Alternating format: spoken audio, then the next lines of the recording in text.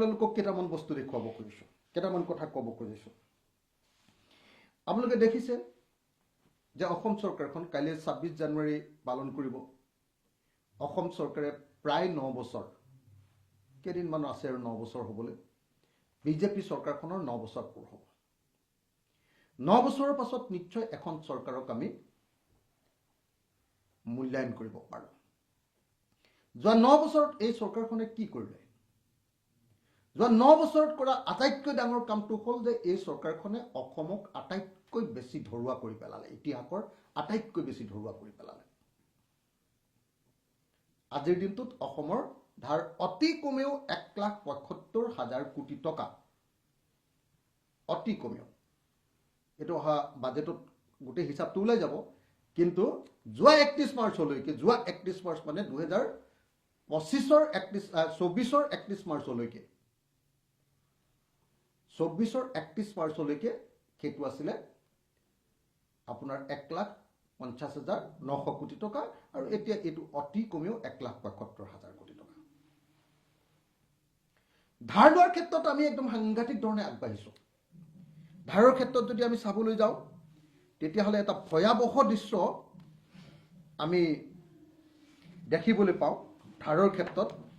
সেইটো হ'ল যে ধাৰ লোৱাৰ ক্ষেত্ৰত আমি যিটো ভয়াৱহ দৃশ্য দেখিবলৈ পাওঁ, সেইটো হ'ল যে যোৱা সময়খিনিত আমি দেখিছোঁ যে আমাৰ যি সময়ত জিডিপিৰ গ্ৰোথ ৰেট যেতিয়া আমাৰ 13.33% হৈছে জিডিপিৰ গ্ৰোথ ৰেট 2023 আৰু 24 বৰ্ষত, সেই সময়ত কিন্তু ঋণ বৃদ্ধিৰ হাৰ হৈছে 19.50%। তাৰ আগৰ বছৰটো জিডিপিৰ গ্ৰোথ ৰেট আছিলে আমাৰ 8.89, আৰু ধাৰ বৃদ্ধিৰ হাৰ আছিলে 22-23ত ধাৰ বৃদ্ধিৰ হাৰ আছিলে 23.3%।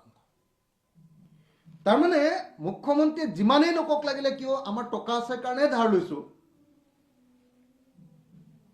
আমাৰ অৰ্থনীতি বাঢ়িছে কাৰণে আমি ধাৰ পাইছোঁ, কিন্তু দেখা গৈছে যে জিডিপি গ্ৰোথ ৰেটতকৈ আমাৰ ঋণ বৃদ্ধিৰ হাৰটো বহু গুণ পৰিমাণে বেছি।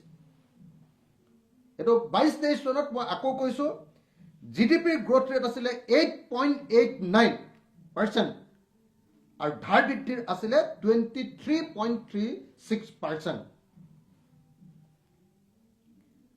আৰু আমি দেখিবলৈ পাইছোঁ যে 2023-24 চনত অসমৰ মুঠ জিডিপি, অসমৰ টোটেল যিটো জিডিপি, গড় জনমূৰি আয়, গড় জনমূৰি আয়, কি কয়, মুঠ ঘৰুৱা উৎপাদন, জিডিপি, মুঠ ঘৰুৱা উৎপাদন, তাৰ যিমান টকা হৈছে তাৰ 47%ই আমাৰ ধাৰ।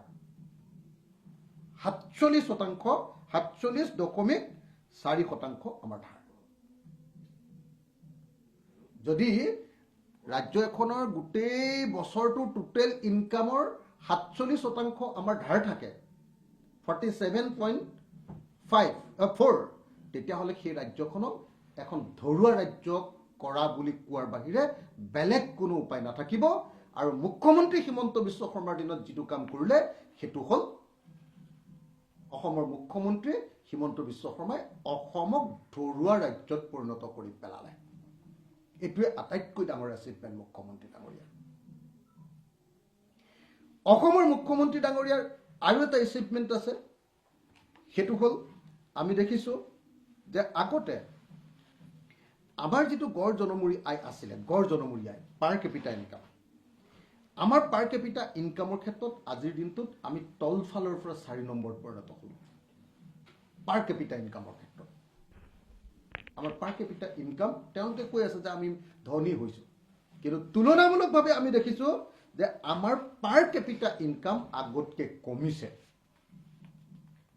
পাৰ কেপিটা ইনকাম আমাৰ আগতকৈ বহুত কমিছে। মই আগতে আপোনালোকক দেখুৱাইছিলোঁ যে 1960-61 চনত আমাৰ যিটো পাৰ কেপিটা ইনকাম আছিলে, সেইটো আছিলে ভাৰতৰ 100 টকাত আমাৰ 103 টকা, আৰু বৰ্তমান ভাৰতৰ 100 টকাত আমাৰ 73 টকা। আমি পাৰ কেপিটা ইনকাম বা গড় জনমূৰি আয়ৰ ক্ষেত্ৰত একদম সাংঘাতিক ধৰণে তললৈ আহি গ'লো।